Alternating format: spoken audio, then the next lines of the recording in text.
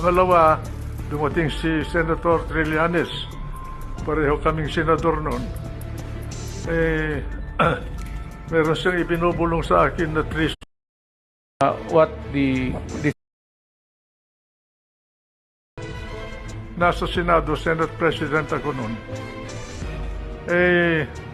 Inimbita ako ni President Aquino isang hapon doon sa palasyo, doon sa cabinet room. Nung dumating ako doon, ako ang unang dumating. Pangalawa, dumating si Senator Trillanes. Pareho kaming senador noon. Meron siyang ibinubulong sa akin na treason. Hindi ko naintindihan yung gusto niyang sabihin. Pagkatapos nung dumating na si Albert Del Rosario, kalihim ng Department of Foreign Affairs, at kasama niyang presidente, umupo sila. Binibriefing kami ni Del Rosario tungkol doon sa nangyari sa Scarborough, Seoul. At mukhang nagkaroon ng alitan ang pangkat natin at ang pangkat ng China doon. Ngayon, sinabi ni Trillanes na nagpunta siya sa China at kinausap niya yung mga namumuno sa China tungkol doon sa bagay na sa problema na yun. Ako naman, bilang presidente ng Senado noon, tinanong ko sa kanya, anong karapatan mo na nagpunta sa China?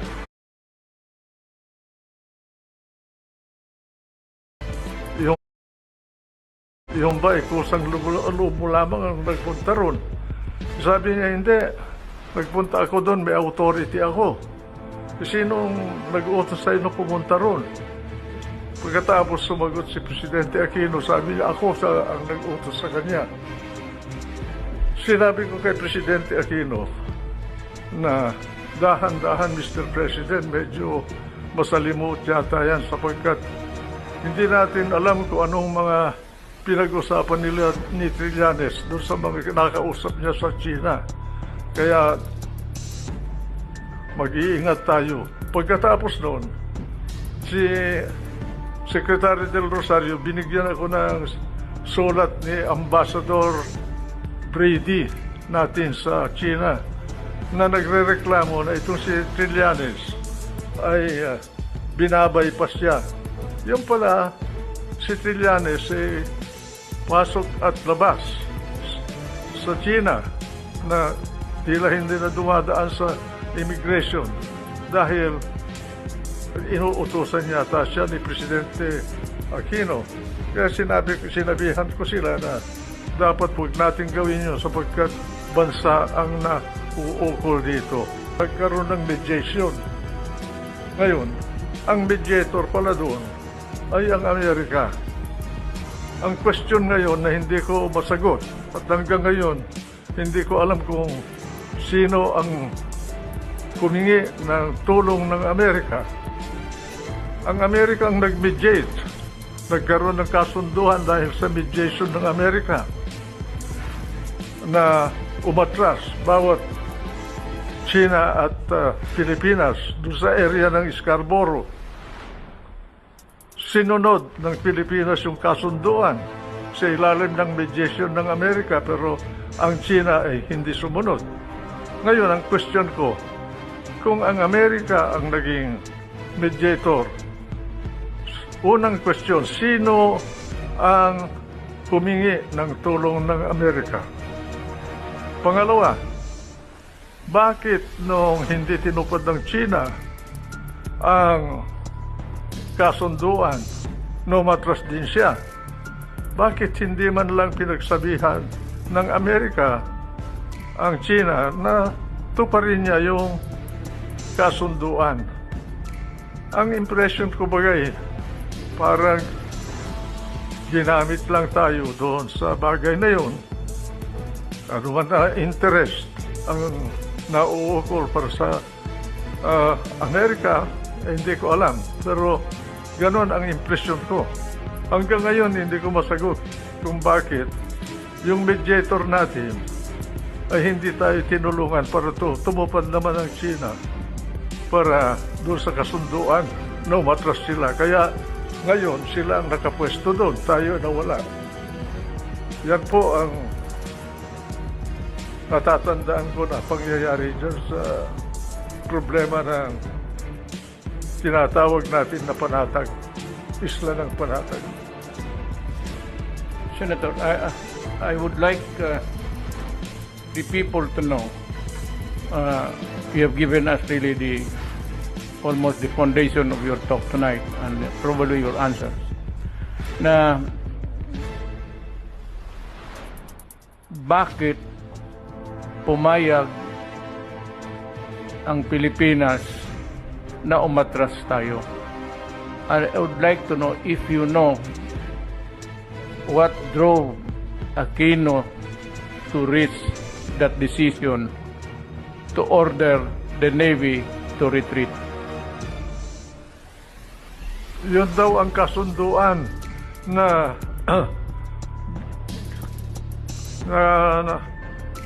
natamo ng dalawang panig sa ilalim ng mediation ng Amerika, Mr. President.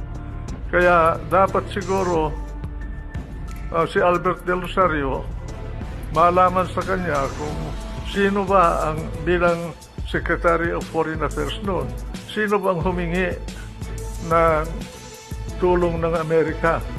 Si Ambassador Quisha ba? Na siya ang ambassador ng Pilipinas sa Washington noon, o ang mismong palasyo, si Presidente Aquino? Hindi natin alam eh. Ngayon, dahil doon sa pangyayaring yun nagkakuan tayo na nalugi tayo. Dahil umatras tayo, ay China hindi nila mapaalis doon sa lugar na yun. This is really the dilemma of the nation. For me, sir, the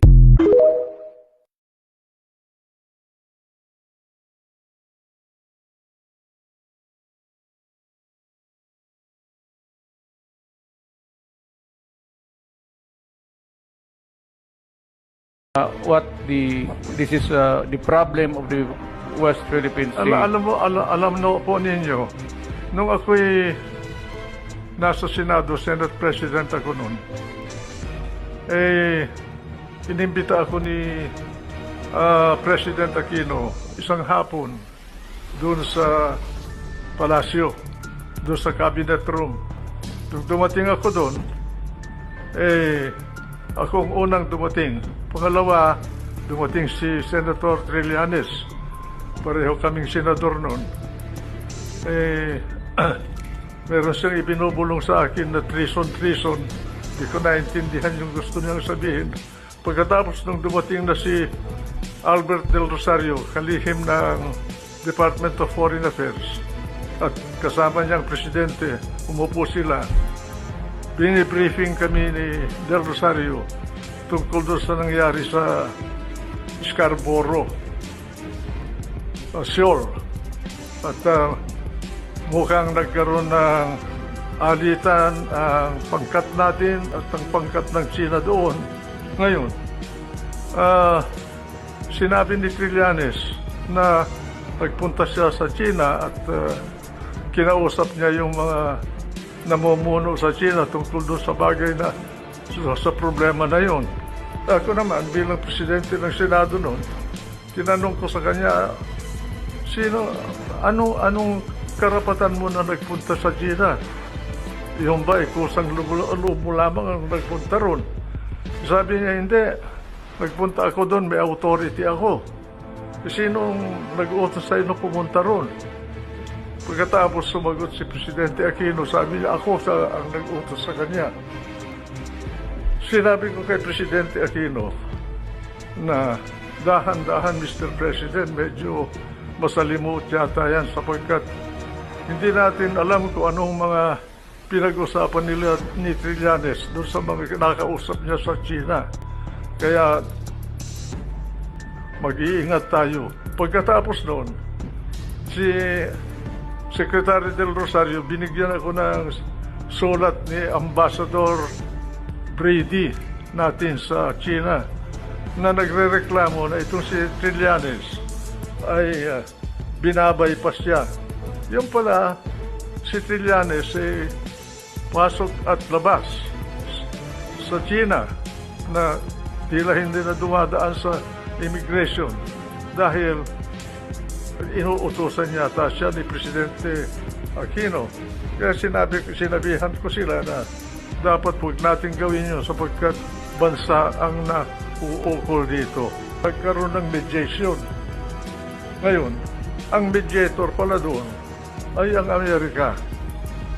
Ang question ngayon na hindi ko masagot at hanggang ngayon hindi ko alam kung sino ang humingi ng tulong ng Amerika.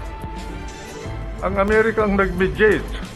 Nagkaroon ng kasunduan dahil sa mediation ng Amerika na umatras bawat China at Pilipinas doon sa area ng Scarborough. Sinunod ng Pilipinas yung kasunduan sa ilalim ng mediation ng Amerika pero ang China ay hindi sumunod. Ngayon, ang question ko, kung ang Amerika ang naging mediator, unang question, sino ang humingi ng tulong ng Amerika? Pangalawa, bakit nung hindi tinupad ng China ang kasunduan, umatras din siya? Bakit hindi man lang pinagsabihan ng Amerika ang China na tuparin niya yung kasunduan? Ang impression ko bagay, parang ginamit lang tayo doon sa bagay na yun. Ano man na interest ang nauukol para sa Amerika, hindi ko alam. Pero ganon ang impression ko. Hanggang ngayon, hindi ko masagot kung bakit yung mediator natin ay hindi tayo tinulungan para tumupad naman ang China para doon sa kasunduan na umatras sila. Kaya ngayon, sila ang nakapwesto doon, tayo na wala. Yan po ang natatandaan ko na pangyayari dyan sa problema ng tinatawag natin na panatag, isla ng panatag. Senator, I would like the people to know, you have given us really almost the foundation of your talk tonight and probably your answers. Na bakit pumayag ang Pilipinas na umatras tayo? I would like to know if you know what drove Aquino to reach that decision to order the Navy to retreat. Yun daw ang kasunduan na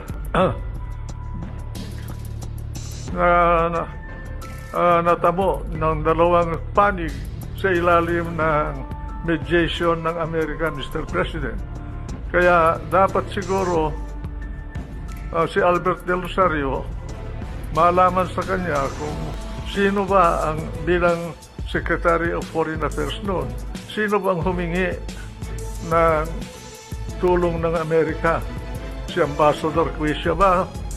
Na siya ang ambassador ng Pilipinas sa Washington noon o ang mismong palasyo, si Presidente Aquino? Hindi natin alam eh.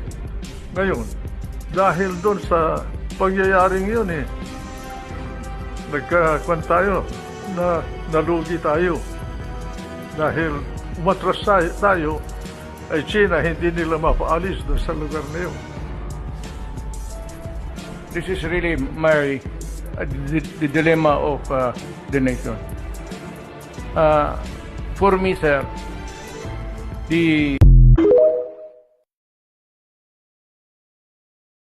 kahit na kasuhan ka ng criminal cases, still, Vice President ka pa rin. So anything that happens to the President, pwede ka pa rin maging Presidente. So mas mainam yung... Kailangan matanggal ito sa pwesto. Nakita niyo ba? Sabi ko, may topak eh. Alam naman natin, hindi naman tayo psychiatrist, pero alam natin yung may topak at yung normal. Ito hindi to normal. Kahit na kasuhan ka ng criminal cases, still, Vice President ka pa rin. So anything that happens to the President, pwede ka pa rin maging presidente. So mas mainam yung... Kailangan matanggal ito sa pwesto. Nakita niyo ba? Sabi ko, may topak eh. Alam naman natin, hindi naman tayo psychiatrist, pero alam natin yung may topak at yung normal. Ito hindi to normal. Kahit na kasuhan ka ng criminal cases, still, Vice President ka pa rin.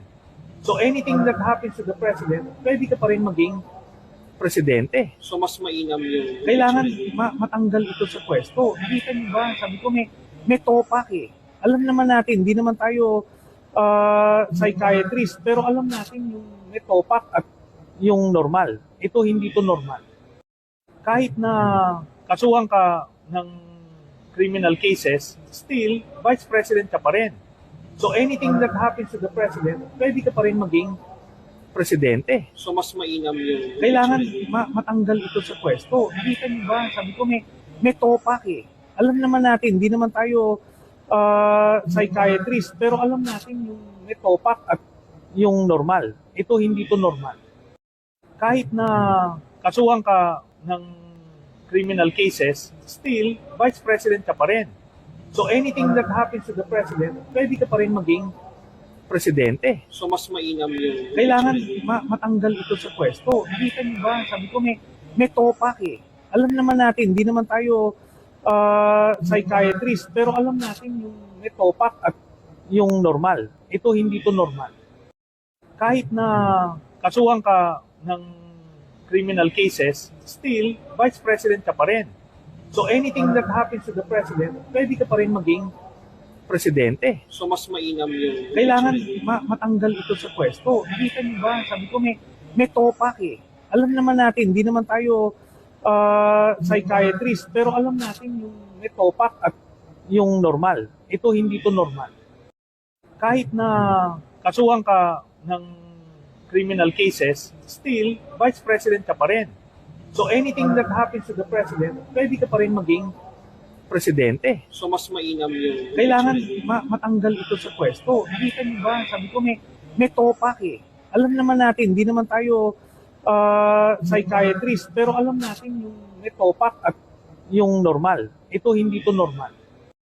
Kahit na kasuhan ka ng criminal cases, still, Vice President ka pa rin. So anything that happens to the President, pwede ka pa rin maging presidente. So mas mainam yung... Kailangan matanggal ito sa pwesto. Nakita niyo ba? Sabi ko, may topak eh. Alam naman natin, hindi naman tayo psychiatrist, pero alam natin yung may topak at yung normal. Ito hindi to normal. Kahit na kasuhan ka ng criminal